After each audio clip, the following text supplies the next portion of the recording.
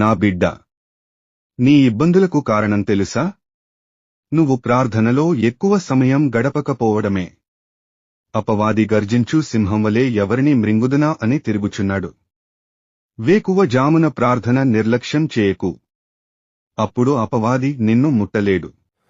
మీరు యేసును ప్రేమిస్తే ఈ వీడియోను సబ్స్క్రైబ్ చేయండి, లైక్ చేయండి మరియు షేర్ చేయండి. గడచిన కాలము కృపలో మమ్ము కాచినదే.